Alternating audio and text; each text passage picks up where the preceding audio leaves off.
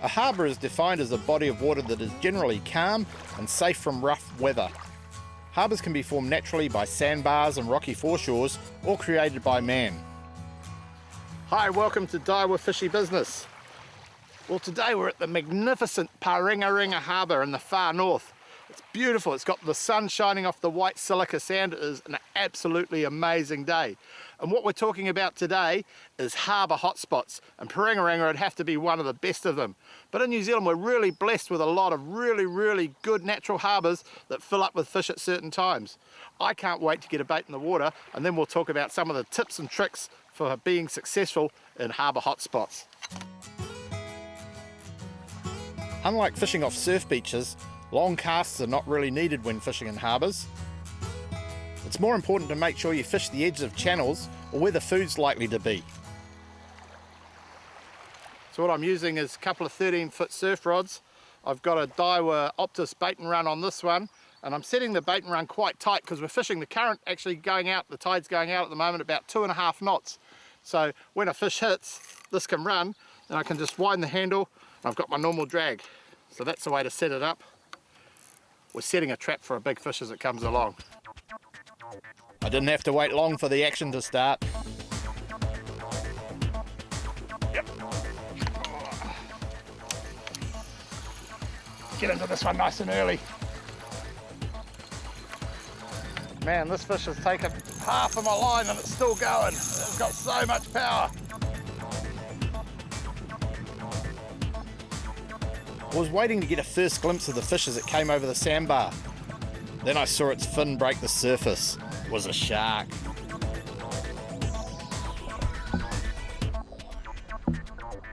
The sharks are school sharks, and they're also known as taupe. They're powerful fighters and give a good account of themselves on surf casting gear. School sharks usually enter harbours in spring, and they can be a nuisance to fishermen. They're good to eat as long as you prepare them quickly and take the skin off. Some people soak them in milk before cooking them. This is said to reduce the ammonia taste.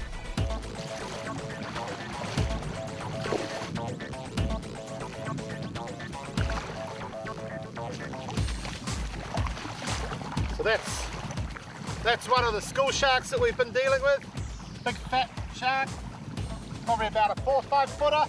Hooked nicely in the mouth so we'll be able to let it go. Like any shark, you've got to be careful. They've got teeth and they can bite. And these are big fat sharks, these ones. So I'm going to break the line off. The hook's just in the corner of the jaw there. Then I'll let it go.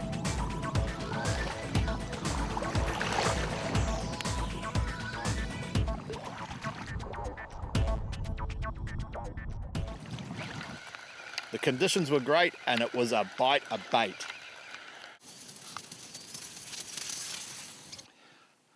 Well, this rig met the same fate as the first rig, got bitten off, so I suspect there's a few sharks out there. But that's all right, where there's sharks, there's food, when there's food, there's other fish. So we'll rig up and go again.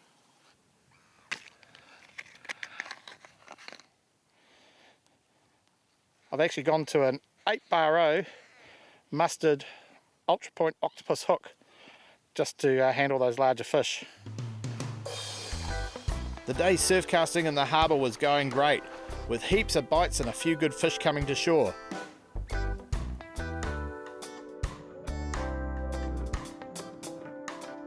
Just had a bit of a touch, pulled the sinkers out. Oh, there it is, yep. And the line went slack. Oh, and we think we know what this one is because it's jumping all over the sea. It's one of our favourite fish, the kahawai. Harbours are really interesting ecosystems. Some fish come to chase prey, while some large fish come into harbours to spawn. Fish will go into very shallow water in harbours. It's not uncommon to find large fish in under 1 metre of water. Magnificent bluey colour up here in this beautiful clear harbour. The smokefish dinner's looking pretty good tonight. That's a good sized fish. Probably work as a live bait round here, but I haven't brought my live baiting gear. The day surf casting in the harbour was going great, with heaps of bites and a few good fish coming to shore. There was one species I was really hoping to catch. This was a silver trevally. The Northland harbours are famous for these fish and they grow to really good sizes. Hopefully I can eat this before my next bite.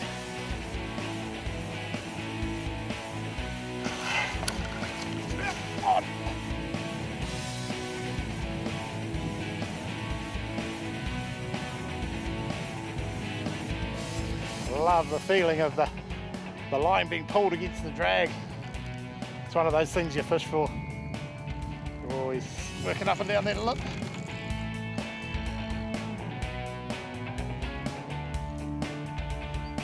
This feels nice.